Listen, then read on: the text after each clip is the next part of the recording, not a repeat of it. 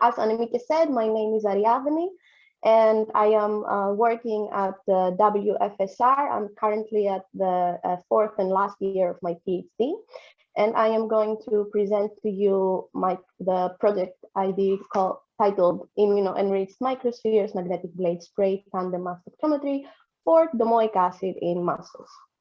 I know that this is a bit of a mouthful of a title, so I break it down to make it more easily understood. So blade spray.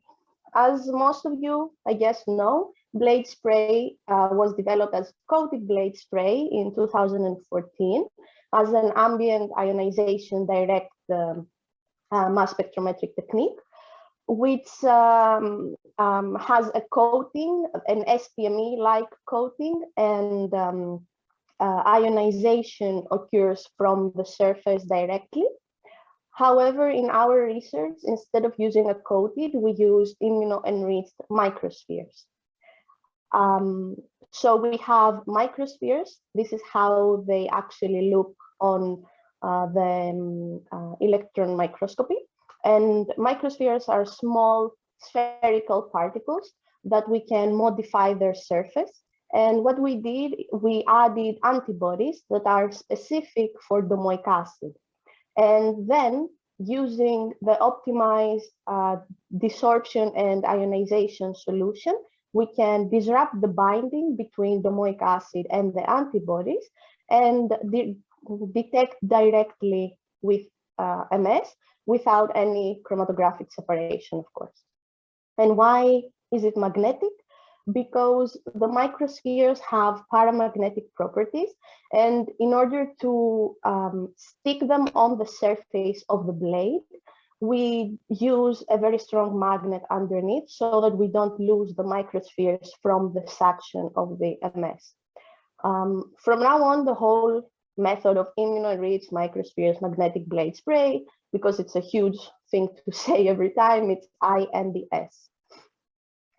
As a target molecule, we chose domoic acid, which is a marine biotoxin with high societal relevance because it can be, it is produced from algae and it bioaccumulates in filter feeders like shellfish. And then people that consume those contaminated commodities, they get gastrointestinal problems like diarrhea and stuff. And most importantly, they get the amnesic shellfish poisoning, which cause confusion, headaches, amnesia, of course, and it can be lethal in very high concentrations. However, domoic acid is very toxic, but it has a structural analog, kainic acid, which is relatively safe. And in the food safety related protocols, kainic acid is not monitored in EU, only domoic acid is monitored. In order to develop the method, the first step was the optimization of the MS conditions.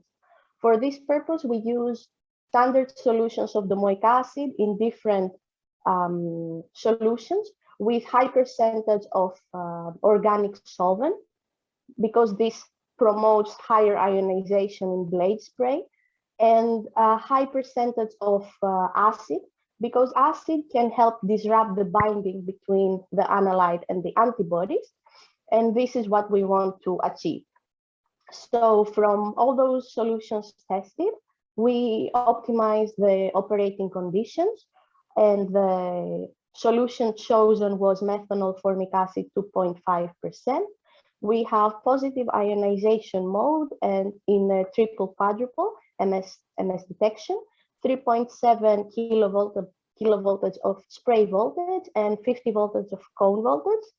We optimized also the fragmentation and selected the optimum MRM transitions, both for domoic acid and kainic acid that are detected. Apart from the operating conditions, though, we needed to optimize the steps preceding the MS detection, which is at first the incubation time, So this means the time that the sample extract is in contact with the immuno-enriched microspheres. And from those times tested, 10 minutes was optimum one to have high throughput and sufficient quantitation. We also optimized the amount of the immuno-enriched microspheres that is used.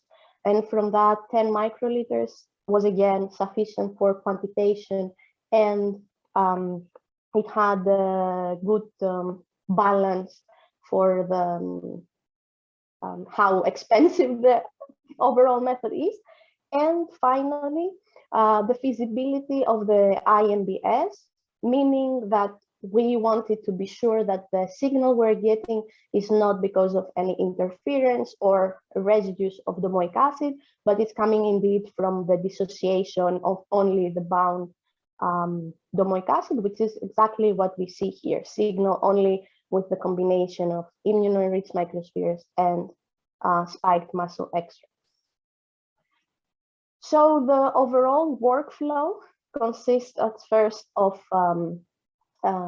sampling of the shellfish and then selection of the desired commodity to be analyzed and extraction. Here we have mussel water extract, and this is used with to have a first food safety screening. And when the result of the screening is positive, we continue with the confirmation with MS. So we use the immuno-enriched microspheres, 10 microliters, and add the same sample extract, incubate, wash, and then deposition on the blade and analyze with MS directly without chromatography. The optimized workflow was used for the analysis of incurred sample, an incurred mussel was analyzed. The take-home message from this slide is that we can see that we have a positive signal for the two MRM transitions for domoic acid, and the calculated concentration is similar to that of the reference LC-MS-MS method in a regulatory lab. And also we have kainic acid spiked mussel extract, which produced a positive signal in MS with the e-NVMS method. However, we see a positive signal also with the screening assay, which means that in this in a scenario where we would analyze a sample with kainic acid, this would have been a positive and it should have been discarded and destroyed, whereas it is technically safe to consume. So as a conclusion, we have developed a sensitive e-NVMS MS-MS method. The method was also validated according to the EU regulation. We are using antibodies that add specificity to the ambient technique, and technically antibodies are more specific than a generic LC method, so this adds a lot of specificity to the final result. And we've seen that it is of equal performance to the official confirmatory method. Of course, with the antibodies, we have potentials for multi-analysis with future perspectives and how we could also apply this method in other circumstances. Those results that I presented now and many more can be found in the publication in Analytical Chemistry that was published last year. And with that, I have reached the end of my pitch, where I would like to thank everyone who supported and helped me during the development of this project, and especially my supervisors, Michel and Arian, and also my collaborator, Marco. The project was done within the framework of Food Smartphone, which is an EU-funded project. Thank you for being here and listening to my presentation. I'm open for questions, comments, and during the Q&A.